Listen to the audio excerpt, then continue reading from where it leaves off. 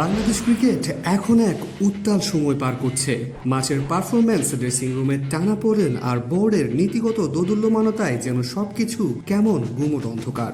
এর মধ্যেই টেস্ট অধিনায়কত্ব ছেড়ে দিয়েছেন নাজমুল হোসেন শান্ত।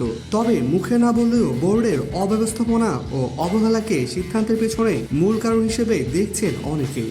যেভাবে শান্তকে উপেক্ষা করা হয়েছে তাতে তিনি নিশ্চুপ হয়ে থেকে অনেক বড় বার্তা দিয়ে গেলেন। নেতৃত্ব ছাড়ার ঘোষণার সময় সংবাদ সম্মেলনে তার মুখে অভিব্যক্তি, কণ্ঠের ভার সবকিছু যেন বলে দিচ্ছিল তিনি নিজের সম্মানটুকু বাঁচিয়ে রাখতে সরে দাঁড়ালেন। এই সিদ্ধান্তে যেমন ভক্তরা অবাক, তেমনি দলের ভেতরে তৈরি হয়েছে নানান জল্পনা কল্পনা।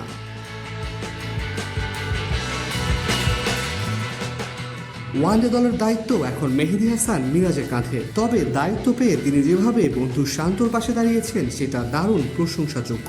মাঝে প্রথম আলোচনায় হয় শান্তর সঙ্গে। মিরাজ বিশ্বাস করেন নেতৃত্ব বদলালেও শান্তর ক্রিকেটিং মস্তিষ্কই হতে পারে দলের গাইডলাইন। তিনি চাইছেন মাঝে শান্ত মিরাজ জুটি কাঁধে কাঁধ মিলিয়ে লড়াই করুক। প্রশ্ন উঠেছে বিসিবির অভ্যন্তরীণ ব্যবস্থাপনা নিয়ে। টেস্ট সিরিজ চলাকালীন ও পরবর্তী সময় মতো সিদ্ধান্ত না নেওয়া, খেলোয়াড়দের সঙ্গে যোগাযোগের ঘাটতি, সব মিলিয়ে বোর্ড যেন দিশেহারা। অনুশীলনের সময়সূচি ঠিক থাকলেও কিছু বিষয়ে কোচ ফিল সিমন্সের অস্বস্তি স্পষ্ট।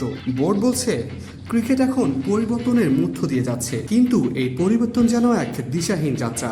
সিনিয়রদের পাশাপাশি তরুণদের দিকেও নজর থাকছে।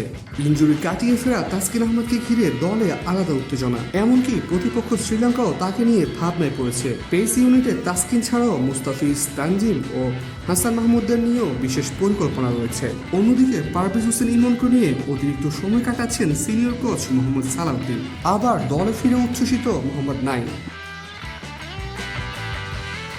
নেতৃত্ব ছাড়লেও নাজমুল হোসেন শান্তর জনপ্রিয়তায় একটুও ভাটা পড়েনি। বিসিবির পাঠানো ভিডিওতে দেখা গেছে এক শ্রীলঙ্কান ভক্ত তার সঙ্গে ছবি তুলতে এগিয়ে গেলে হাসি মুখে সেই অনুরোধ রাখেন শান্ত।